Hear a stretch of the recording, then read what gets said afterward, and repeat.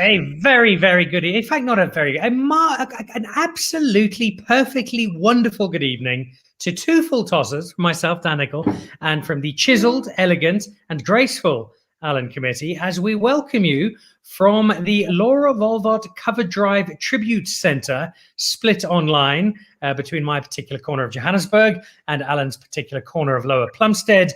What is a time, Alan, of enormous celebration as we welcome you to a cricket show that we're still slightly hurt wasn't recognised at the Golden Globes, but with which we continue nonetheless, inspired by many things, but I think chief amongst them, even before we get a glimpse at the Alan's Lost Legend, the Laura Volvot Cover Drive.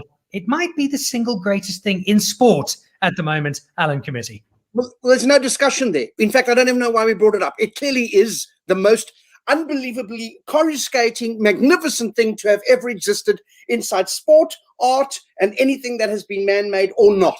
I love it. I delight in it. I'm proud of it. And if anything, it should be broadcast instead of that ridiculous Oprah Winfrey and royal family fiasco interview, which I think is happening right now. But obviously, no one's watching that. They're all glued to their screens watching us. And yet, I ask you this in all seriousness. When was the last time you saw, forget a broadcast. When is the last time you saw Oprah Winfrey tweet about Laura Volvot? When? Not once. Not once. And you know what that is? Sexist. That's what that is. Gender discrimination, my friend. Disgusting. She shows very little respect, does Oprah Winfrey, to cricket in general. Have you ever seen her interview? She's interviewed over 2,500 people a week for the last 46 years, and not one of them has been Lee Barnard from the late 80s Northern Transvaal cricket side. I was going to say, if you are Oprah Winfrey, you can pick up the phone and call Tom Cruise. How hard is it to get Butter Dipanar's phone number? Really? Thank you very much. Thank you very much. It's a disgrace is the only way to describe it. It's a disgraceful disgrace, which is the most disgraceful kind of disgrace. And it's disgrace under your chair, disgrace under your chair, disgrace under your chair, as Oprah herself would say. Everybody gets a disgrace. Okay, well, we're going to have not this grace, but a different grace on the show soon as we find one who plays cricket. We've got a wonderful guest tonight. I'm beyond excited. In fact, the only way I could be more excited is if I'd been born and brought up in Chennai, which I wasn't. But if I were, it was the only way possible. But before we get to our guest, before we talk about important things such as border and top order, the highlights of this show, other than the special guest and your ensemble, is Alan's Lost Legend. We'll find out officially who this Lost Legend is a little later on in the show. But right now, oh my goodness gracious me. Look at that hunker burning love right there, my friend. There is your little secret picture clue. If you know who this is, give us a little indication in the chat box and tell us who is this Lost Legend. He's no Lee Barnard, but my goodness, he was a mighty fine cricketer, and we're going to give him a shout out in a couple of minutes. He looks like he could be Gary Busey's dad. A younger lesbian brother.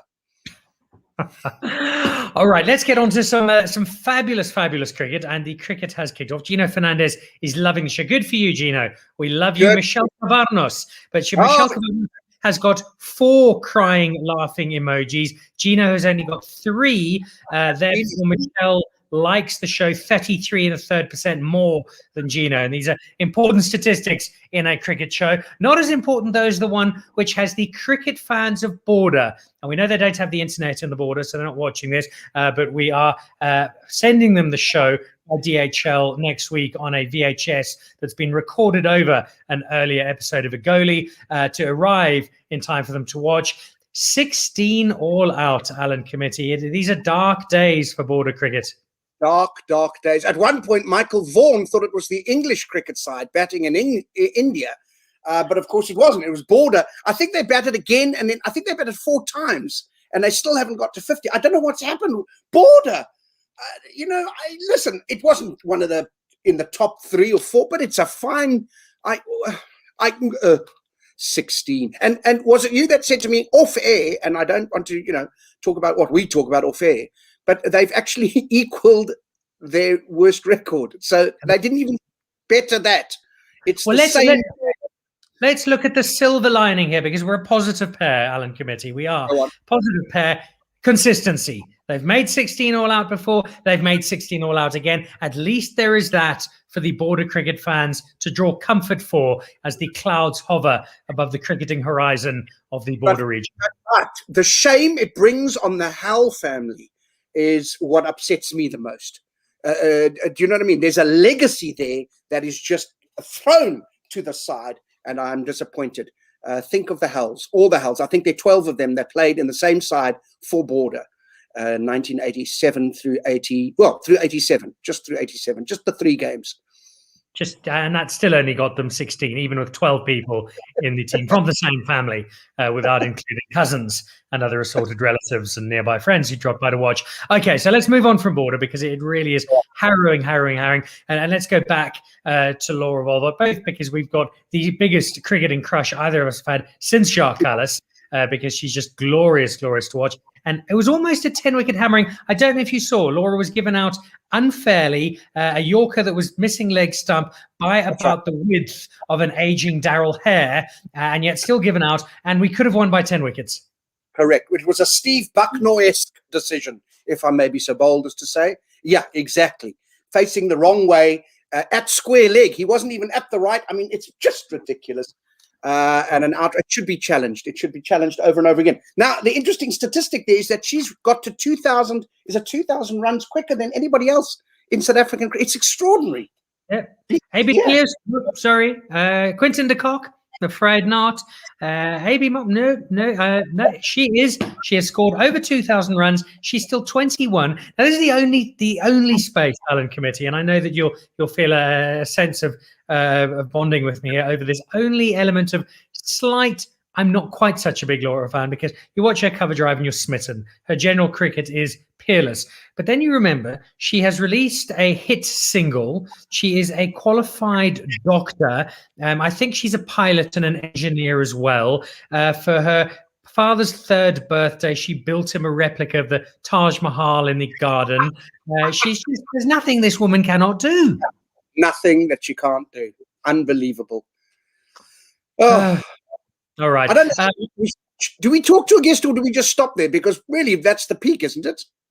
It is. Let's just very quickly remind everybody who won the New Zealand-Australia T20 series.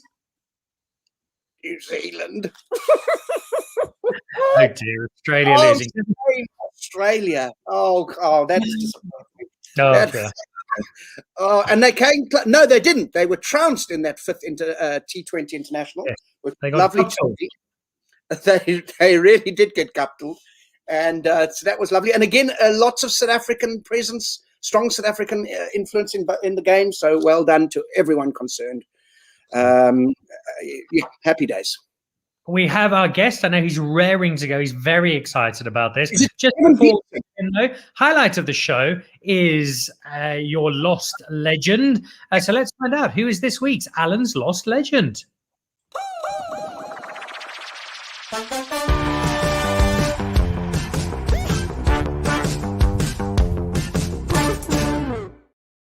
So there he is in action. He's facing a delivery there. He was, of course, famously the opening batsman for the Mean Machine through the 80s, but began his cricketing days in Natal, ended it in Natal. If you don't know who this is the delightful opening, glorious batsman that is Henry Fotheringham. And when I was growing up watching cricket, this was him along. Yes, Gary van Locherenberg is right there. He did question though, so he wasn't clear, he wasn't sure, but it's Fothers. And a fine opening batting partnership with Jimmy Cook over a period of about 10 years. A superbly graceful batsman, not a big runner between wickets. I think you could just take a look at some of the pictures. More of a trundler, but he didn't need to.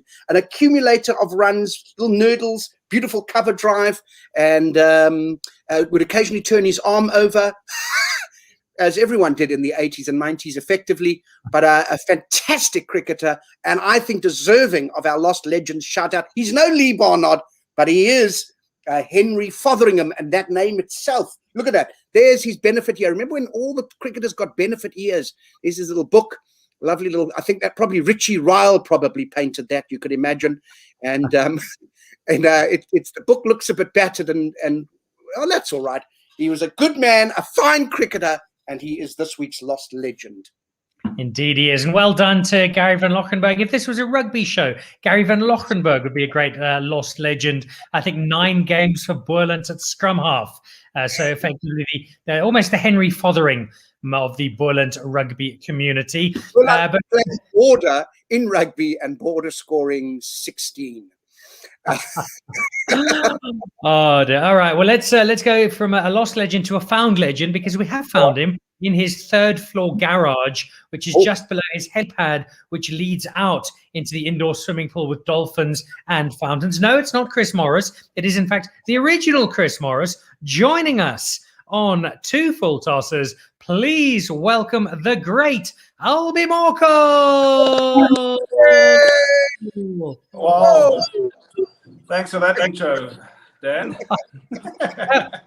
I understand. Albie, I understand if you're feeling a little bit nervous and intimidated, because not only are you speaking to me and Alan, but you are following on from an immediate reference to Henry Fotheringham. That's some pretty esteemed company to be named in. Absolutely. I'm absolutely out of my depth tonight. But good to see you guys. I'm sitting here in my garage, as you said. No, it's not on the 3rd floor. It's 1st floor. And it's empty, as you can see, those IPL heydays are long gone now. So it's back to normal for me. Right. I have to ask just first, very quickly, why have you got Temba Bavuma's cricket shirts hanging up your head? I'm actually his sponsor, so that's his shirts. They'll be ready for his next Supersport match, which will be next week, hopefully. Oh, dear. I think Alan and I were discussing this earlier, and we've got to get the difficult stuff out of the way. And we don't like having conversations like this, but it's an important one to have. And I know that you'd like to have it in the open, in a public forum. For the Morkel family as a whole, who are celebrated as an upstanding, proudly South African collective, how deeply depressing, hurtful, difficult is it for you as a family to cope with the fact that your brother, and we won't even mention his name, has moved to Australia, married an Australian, and could have children one day playing cricket for Australia? Then it's quite a tough question, but I don't know what went wrong there. His wife is a fantastic lady, I must say that. But I think the problem lies with some of the South African women. I know Monet in his heydays, he was trying really hard. But never seemed to get the right one. And I think when he went to Australia, that was sort of his last effort. I think he was scared he's going to get left on the shelf. So he met Ross there, and they got married very quickly. And like you said, he's living in Sydney now. But I hear rumors that they might be moving back. So let's hold thumbs. See, now listen, this is the kind of breaking news. Forget Oprah Winfrey. You should be tuned into the show. This is breaking news. Unbelievable. Unconfirmed rumors, though, Dan. No. We just confirm if it's true or not. Well, look, this is Cricinfo's primary source of information. It's going to be all over the internet by tomorrow. Let's talk about your quite fantastic career as it stands now, because yes, the cricket was okay. You did all right around the world. But you've now got, in fact, Alan and I were talking about it, if there was a football equivalent where somebody needs to go in and return a team to their former glory, it would be going into Liverpool and rescuing them from this string of abysmal results they're going through. The cricket equivalent is Namibia, and you've gone in. This is a plum job. Here you are, assistant, deputy, acting, fielding coach of the Namibian cricket team. It's taken your cricket career to a new level, Albie Morkel. Yeah, thank you. I got a nice opportunity when I decided to hang up my boots, which wasn't too long ago.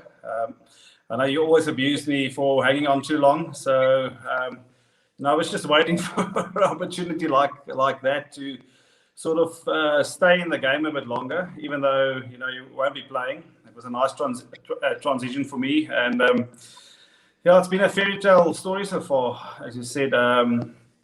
Now, the last time the Namibian cricket side featured on international stage or on the international stage was in 2003 in South Africa in that World Cup, and they lost their ODI status straight after that. So, 16 years later, after some hard work and hours put in there, getting a squad together, training intensively for a couple of months, we managed to get our ODI status back again, and a couple of months later in the T20 World Cup qualifiers qualified for the World Cup.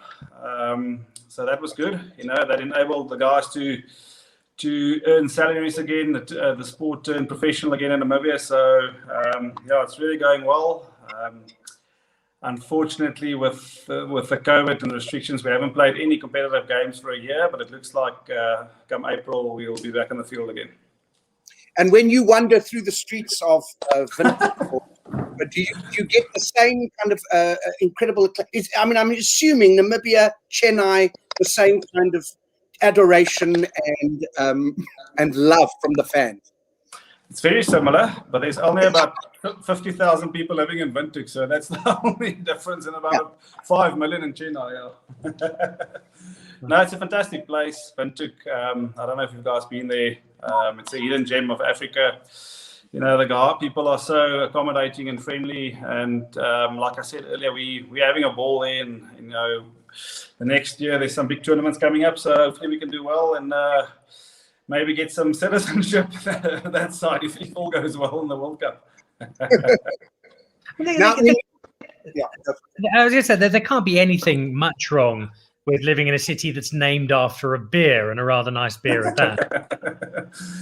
Yeah, it's I must say, after I've also discovered after not playing professional sport anymore, you tend to pick up weight a little bit easier. And the 2 weeks I spent a month in Windhoek with all those things available every day, it doesn't help for sure. I would imagine part of the reason you helping out with that in that beautiful part of the world is that you're quite renowned for your outdoor adventure off the cricket field. I can't imagine the hunting and some of the fishing that goes up in that part of the world would have been an awful addition to your cricketing responsibilities. Yeah, look, it's a beautiful country. There's lots of opportunities like that. I've got a few friends with farms and houses at Swakopmund, so there will be opportunities like that.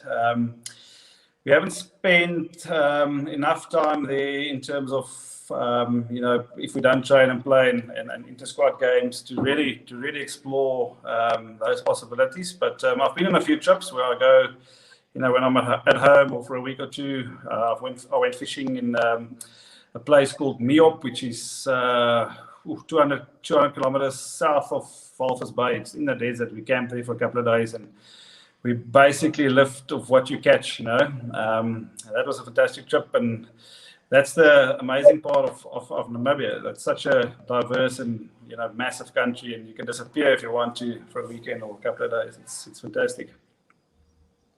Remind me of the story, if you will, Albie Morkel, of the time I think you went camping with, it might have been your brother, Mark Boucher, maybe one or two others, and you almost got eaten by a hyena. Yeah, that happened in Kruger National Park. Now, there's also lots of vicious rumors going around that, I chummed around the tents and stuff like that, but that's not true. We were sleeping on the Sabi River close to Skukuza, which is in Kruger National Park. And I was the unlucky one evening when we went to bed or in our tents that I got attacked by a spotted hyena.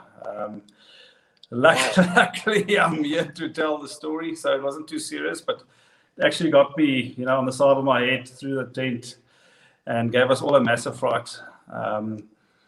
We stayed in... We were quite a big group, but Mark Boucher was there and Jacques Rudolph was there, and 6 or 7 other people. So we all had our own tents, nice canvas chopper tents, the ones they use in the army. And on the way there, Mark and and Jacques didn't have a tent, so we stopped in Nelspruit. And I remember we still went into Mr. Price Sport and bought one of those 200 rand pop-up jobs for them. And they were actually sleeping like literally in front of our tent. So, you know, if that hyena decided to have a go at that tent, they might have been in trouble. Needless to say, our tent was a three-man tent with myself, my dad, and Mona in the tent. Needless to say, after that, we turned it into a 5-man tent with Mark and Sean joining us. I think this is an appropriate time. We had our competition winner was Gary van Lochenberg earlier, and he wins a camping safari with Albie Morkel in Skukuza for a week of his choice, and includes a one-way flight ticket. Then what I look after you, bud. Who are the best people that you played with, both locally or internationally, that you would go hunting or kind of on an outdoor excursion with? Who do you feel safe with and can hold their own? You're talking about cricketers? Yeah. Sure, I've taken a few guys on safaris. I must say, internationally, Matthew Hayden was pretty good. He likes the outdoors. He's a great fisherman. Glenn McGrath was very good. He also enjoyed it. But for the rest, yeah, they're not too tough. They might be tough in the cricket field, but Africa is not for sissies. Just between us, just as friends, who's the one who's most likely to burst into tears at the sight of a wild impala? Probably my brother, Mona. He acts all tough. He acts all tough, but he's very scared. Once the sun sets and it gets a little bit dark, he's unsure. He wants me close to his side. Talking about your brother and your relationship, when you were growing up, what was the kind of, how did you play cricket together? What was the thing? Was it clear that you were always going to be the all-rounder? Was it something that developed later as you guys grew as cricketers? And were you competitive? What was the setup growing up? Yeah, look, I also have an older brother, Milan, who played South African school. So I think it's fair to say our backyard cricket was very competitive. We used to have some serious test matches in the backyard, and also our neighbours. We had neighbours around us, all that were boys our age. So we really played cricket, right through the year. My dad even put up like outside spotlights, so we played day-night games. And it wasn't really a season for that. Like I said, we played cricket right throughout the year. And in terms of how we developed as cricketers, I think as a school kid, I was a very good batsman. I didn't really bowl that much. And Mornay and Milan, they were more out-and-out fast bowlers that could bat a little bit. Even though Mornay, rates himself, he feels he's very unlucky that he didn't open more test matches for South Africa, open the batting a few more times. He only one go, and then they, sent him back down to 11 again, so he's upset about that. But, at school, same story. So I developed into a bit of an all-rounder. And then when I started my professional career, matric, I started off as a sort of a bowling all-rounder. And then I think later in my career, my batting picked up a bit. So that was the story. I think very competitive in the backyard, but luckily enough, myself and my brother never competed really on the field for the same spots. And there were never that nastiness in terms of that off the field when it comes to cricket. In golf, though, a different story. And other sports, different story, but not in cricket.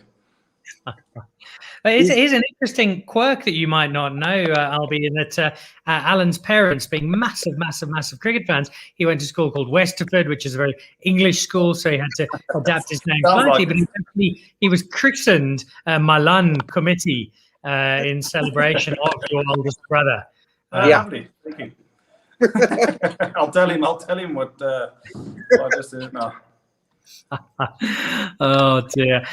We have got a very special guest who's going to be joining us, Albie, in just a moment. I know Alan has to collect him because he's about to arrive in Alan's studio in Cape Town. So Alan, I'll let you grab our special guest if that's all right.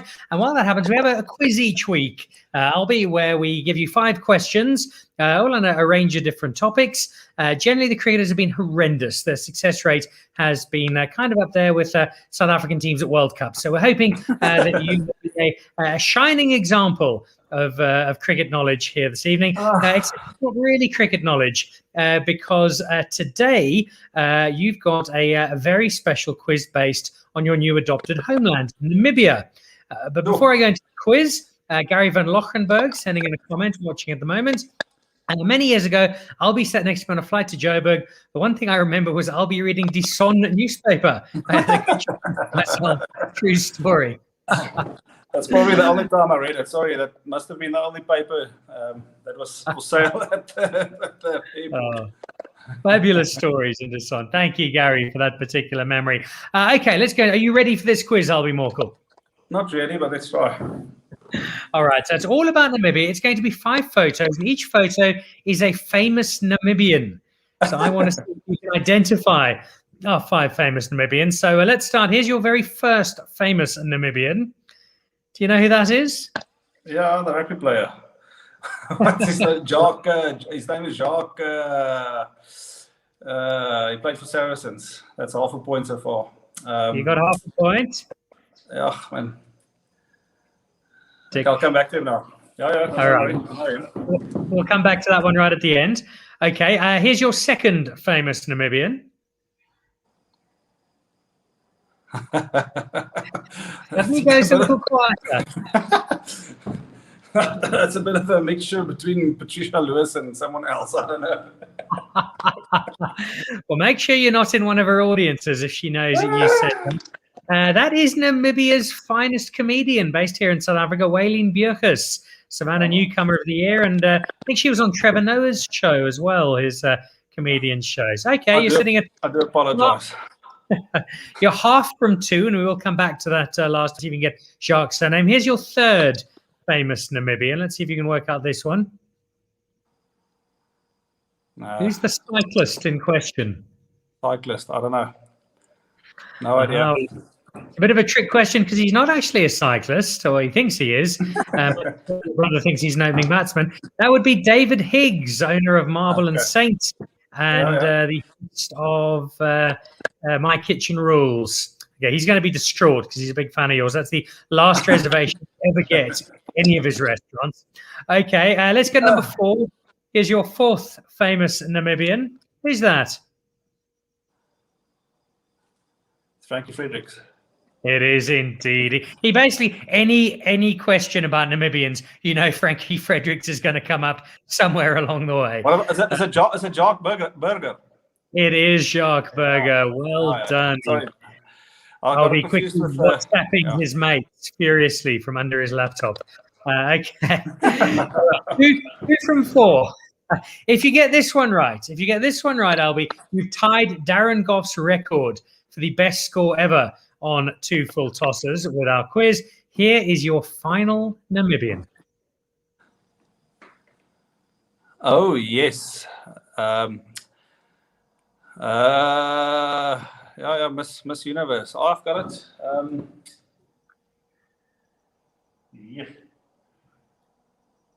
So we want to know who's the person in the white top and the pink skirt next to Miss Namibia.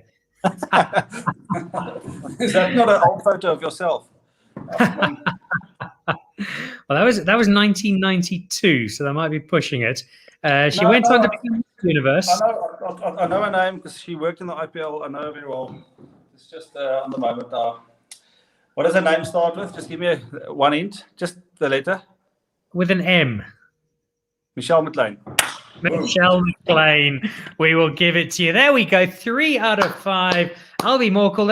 It's probably the greatest achievement by a Morkel since Gerard Morkel won the elections in the Western Cape in the late 1990s. Oh dear. All right, look, you've done a great job. You've been a fabulous guest. We're not going to let you go just yet. We've got one last thing for you, and this is a real treat. I know you're in Namibia, but South African cricket's still very close to your heart. And this one of the most famous South African cricket administrators we have. He is the life vice president of the Griqualand North Scorers and Umpires Association, joining us on Two Full Tosses, full of excitement. Please welcome, Albie, meneer Johan van der Walt. Nee, dis lekker. Dit is nou mooi. Hallo Swaar, hoe gaan dit daar? Mooi. Bliksem. You know, this is an honoration for me. This is a great, don't laugh for me, Popol. I'm not laughing for you, okay? You sit there in your bloody garage, looking cheap and off. You know, you don't even make an effort. And now here I am, and this is an honor for me, to meet the owner of Morkel's furniture store, someone who's made something of himself. You know what I mean? Really. So tell me. Your 2-year guarantee store. Your 2-year guarantee store, my friend. That is exactly right. And that was the strength of your cricketing prowess. Even if you didn't get it right, we knew within 2 years you would have a good performance at some point. Well, it wasn't always, but we had such high hopes. Yes, vertel vir my meneer, daar was jy was so groot daar met die Chennai mense, nee, with the Super Kings. What were it like now working with the King of Kings, the MS, wat is die naam nou weer? Dhoni. Is it Dhoni, nee?